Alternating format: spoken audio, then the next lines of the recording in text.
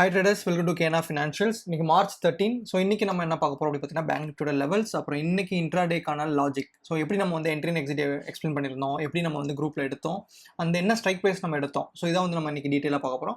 So நேற்று analysis படி நம்ம என்ன பார்த்திருந்தோம் அப்படின்னு பார்த்தீங்கன்னா 4350 கீழே மார்க்கெட் வந்துருச்சு அப்படின்னா நமக்கு ஃபர்ஸ்ட் லெவல் ஆஃப் டார்கெட் வந்து பார்த்தீங்கன்னா எங்கே இருக்குது அப்படின்னா 40,000 and second level of target அப்படின்னு பார்த்தீங்கன்னா 39,800. பட் மார்க்கெட் எவ்வளோ தூரம் போயிருச்சு அப்படின்னு பார்த்தீங்கன்னா 39,600. ஸோ இது வந்து அன்எக்ஸ்பெக்டட் மூவ்.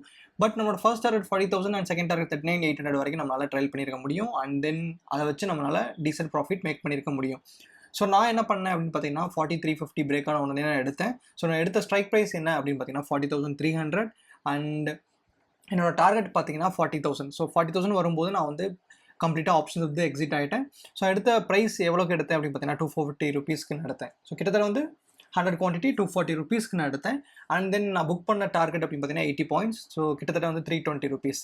ஸோ ஃபைனலாக மார்க்கெட் எவ்வளோ தூரம் கீழே வந்துச்சு அப்படின்னு பார்த்தீங்கன்னா நமக்கு 700-800 வரைக்கும் ஈஸியாக அந்த ஆப்ஷன்ஸ் வந்துச்சு. ஸோ மார்னிங் நான் வந்து 240 ருபீஸ்க்கு வாங்கின ப்ரீமியம் நமக்கு வந்து பார்த்தீங்கன்னா க்ளோஸ் ஆகும்போது பார்த்தீங்கன்னா 800 டச் பண்ணிவிட்டு 670 கிட்ட க்ளோஸ் ஆயிடுச்சு.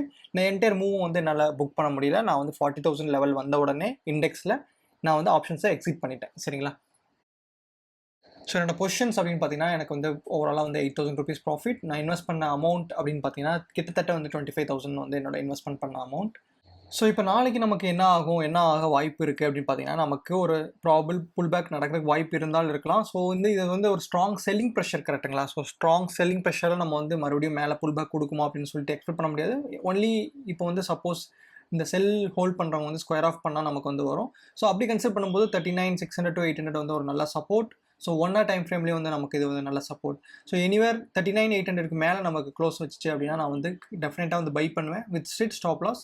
அண்ட் தென் என்னோட டார்கெட் அப்படின்னு பார்த்தீங்கன்னா 40,000 அண்ட் தென் 40,100 200. ஸோ இந்த ரேஞ்ச் வரைக்கும் நான் வந்து பை ஆகிறதுக்கு எக்ஸ்பெக்ட் பண்ணுவேன், which is around 50 points in options நான் வந்து எக்ஸ்பெக்ட் பண்ணுறேன். சரிங்களா? ஸோ இதுவே வந்து பார்த்தீங்கன்னா மார்க்கெட் ஃப்ளாட் ஓப்பனிங் ஆகிட்டு மறுபடியும் கீழே போயிடுச்சு அப்படின்னா 39,400 கீழே வந்தால் மட்டும் தான் நான் வந்து செல் பண்ணுவேன். இப்போ சப்போஸ் மார்க்கெட் வந்து ஃப்ளாட் ஓப்பனிங் ஆகிட்டு 39,400 to 800 இருந்துச்சு அப்படின்னா நான் வந்து ஒரு சைட்வேஸ் மார்க்கெட் எக்ஸ்பெக்ட் பண்ணுறேன்.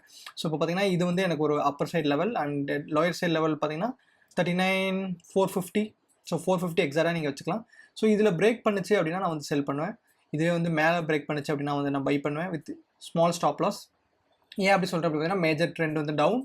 ஸோ டவுனில் வந்து நம்ம என்ன பண்ணுறோம் அப்படின்னு பார்த்தீங்கன்னா அகேன்ஸ்ட் த ட்ரெண்டு போகிறோம். ஸோ இந்த இடத்துல வந்து ஸ்ட்ரிட் ஸ்டாப் லாஸ் மெயின்டைன் பண்ணி தான் நம்ம போக முடியும். ஸோ முடிஞ்ச அளவுக்கு 50 பாயிண்ட்ஸ்குள்ளே நம்ம புக் பண்ணிட்டு எஸ்கேப் ஆயிடலாம். சரிங்களா?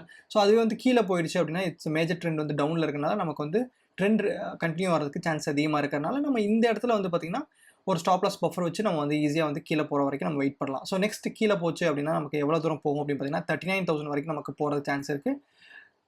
அண்ட் அப்சைட் இங்கே பார்த்தீங்கன்னா 40,100. ஸோ 40,100 வரைக்கும் நமக்கு சான்ஸ் இருக்குது. ஸோ இப்போ மார்க்கெட் ஃப்ளாட்டில் ஓப்பன் ஆகிட்டு இதுக்குள்ளே இருந்துச்சுன்னு வைங்களேன், நான் வந்து கண்டிப்பாக வந்து பை ஆர் செல் பண்ணவே போகிறதில்ல. ஸோ இங்கே வந்து நான் கன்சால்டேஷனுக்கு தான் எக்ஸ்பெக்ட் பண்ணுவேன். ஸோ கன்சால்டேஷன் முடிஞ்சதுக்கப்புறம் எனக்கு ஒரு பிரேக் அவுட் கொடுக்கும் இல்லையா, அந்த பிரேக் அவுட்டு தான் நான் வந்து ட்ரேட் பண்ண போகிறேன்.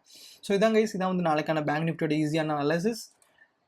வீடியோ பிடிச்சதா லைக் பண்ணுங்கள், ஷேர் பண்ணுங்கள், சப்ஸ்கிரைப் பண்ணுங்கள். தேங்க்ஸ் ஃபார் வாட்சிங் KNR Financials. Take care. Bye friends.